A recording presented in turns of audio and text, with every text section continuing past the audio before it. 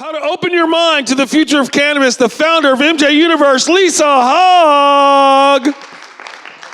Thank you everybody for the warm welcome. Just to set some expectation, this is just some light entertainment. We want to talk about some different angles, maybe that need to be talked about more. We all decide on that.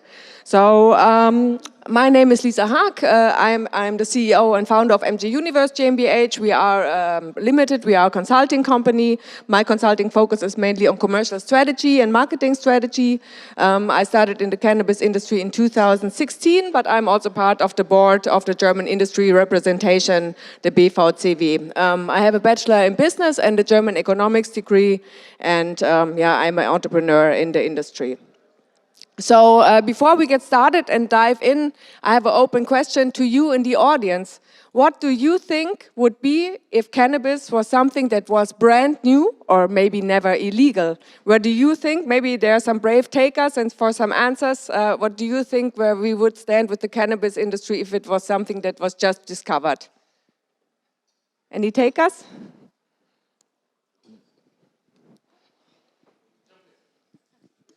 I think that there would be more clinical studies that have been done, and so there'd be a lot more research because people would be interested to see how this would affect us or how it could help people as well. That's a great answer already. I think it would be a world sensation if cannabis was never illegal or if it was something that was brand new. And we have the special situation with cannabis that there is a huge research gap. If we compare it, for example, to psychedelics, there has been continuous research with psychedelics, but with cannabis it's a special situation that no research has been taking place for over 20 years, so that's something that we have to catch up now. I don't know, many of you may be new to the company, to the cannabis industry, but others, they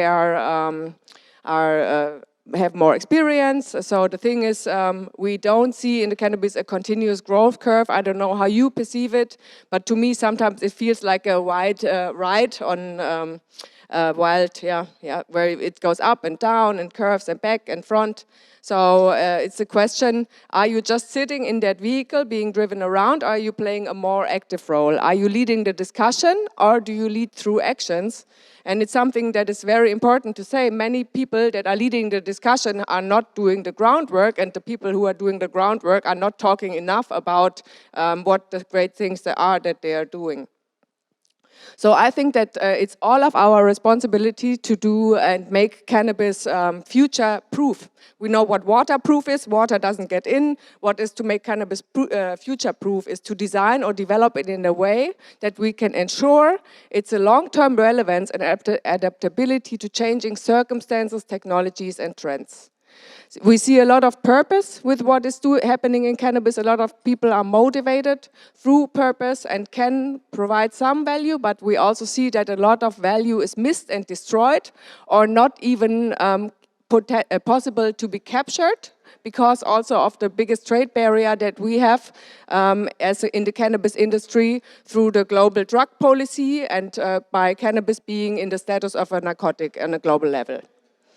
So let's go a little bit into hype, trend and megatrend. Hype is something that is short-lived and promotional and something that goes away after a while. Maybe CBD was one of these hypes. A trend that we can see is something that is developing more in the future. A global megatrend is something that is changing the dynamics of our world. I personally believe that cannabis fits into many of the global megatrends that are active today. Take individualization, like that you have individual medicine, that is something for you. In the gender shift discussion, making cannabis more accessible for women, for example.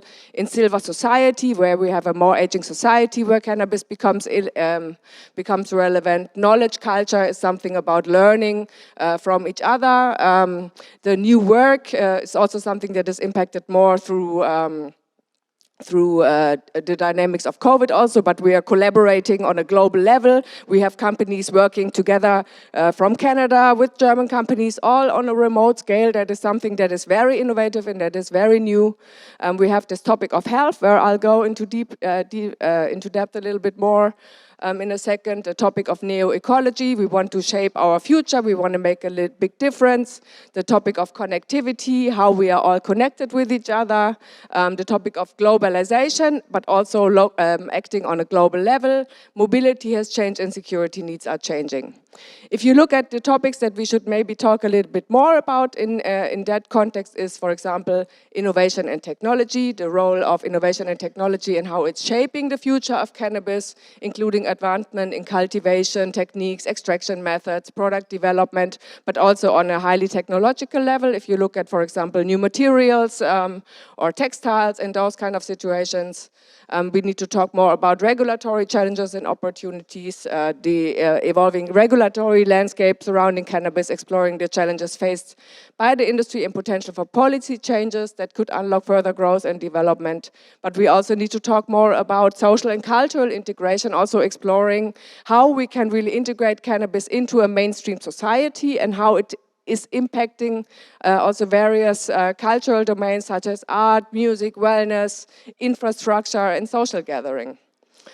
So like one of the biggest megatrends is the neo-ecology. Humans are looking to reintegrate into the ecosystem Earth.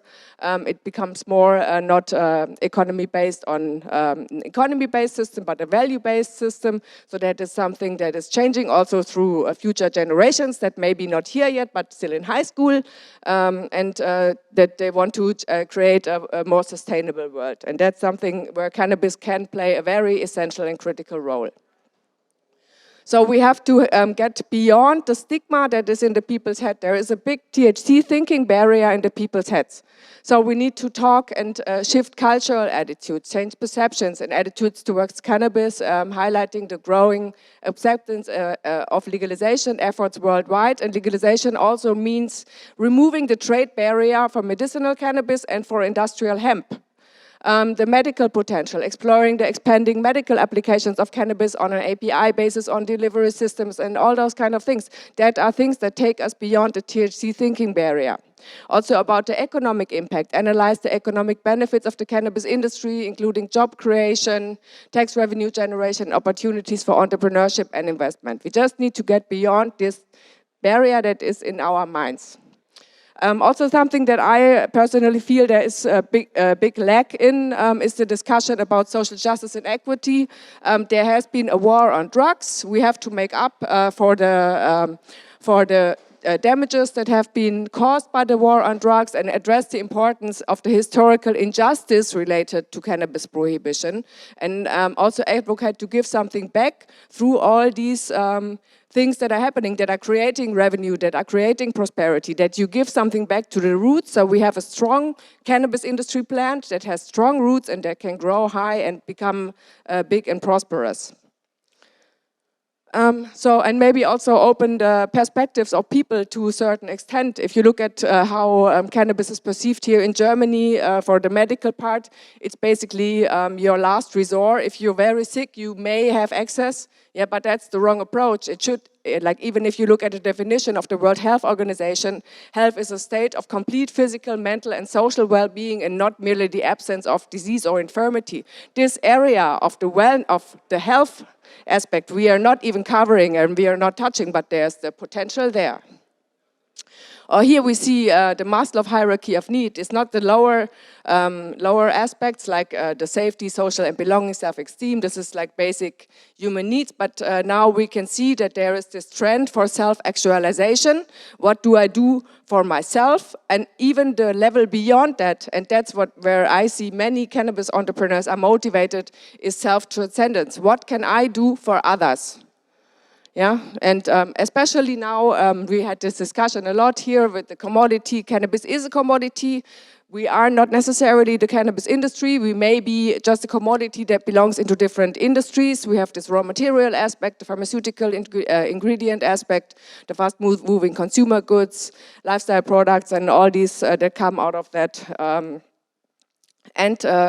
But we still have the situation that every marketer within us needs to stick to their marketing segment.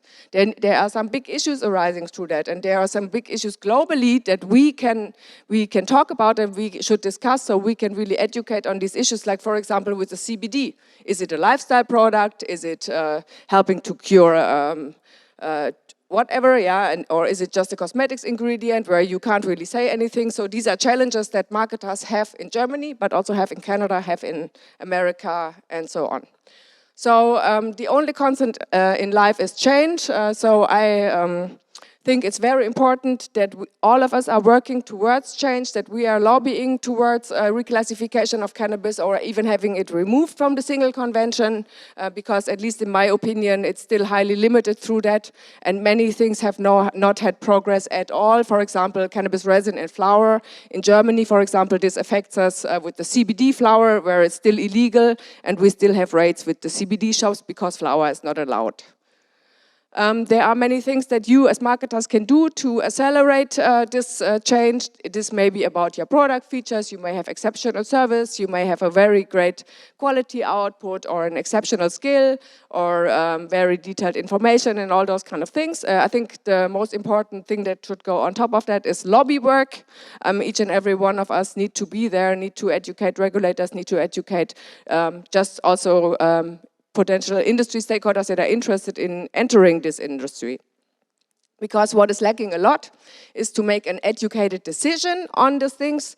People have a lot of wrong information in their heads, so they cannot really make an educated decision. And the educated decision should not only be to get a better understanding of consumption of recreational cannabis, but also maybe reconsidering hemp regulations and see what barriers are there that are necessary and that could potentially be removed.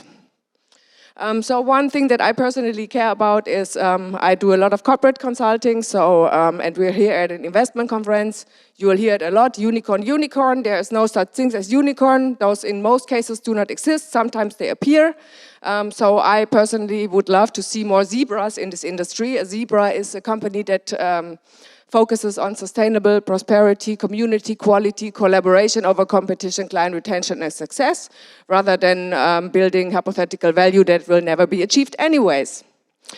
So I think this industry should be more about long-term perspective than short-term gains, and I really think it's great that we all come here together to talk and compare and contrast the different approaches to cannabis legalization and regulation in different countries, but also jointly identify global trends and potential collaborations for research and industry growth. So I put an X because it's what can I do, what can you do to bring this change, and so we can finally be a global cannabis industry. In my opinion, the most important thing is education, advocacy, and thought leadership. That is in each and every one's responsibility. And in that sense, thank you for your attention.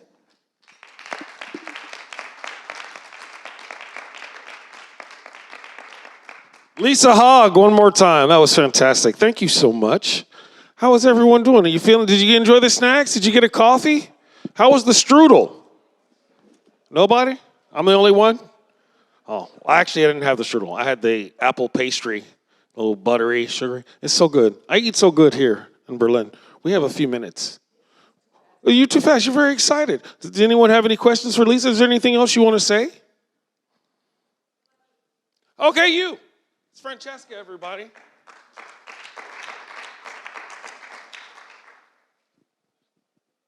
I'm coming. Hello, I'm Francesca. Yeah, you touched a very important, your point of view about the well-being of cannabis, which I never, heard about. I never heard about. Well, not from many people, so I really completely agree with you. What would you be your point of view about that if talking about prevention perspective, when talking about well-being in cannabis perspective and potential? What would be your idea of going in that direction and cooperation or whatever? I think like we have this high barrier with the narcotic, which is, in my opinion, the biggest trade barrier that should be removed. I'm excited to see how this will affect us in Germany and patient access in Germany also.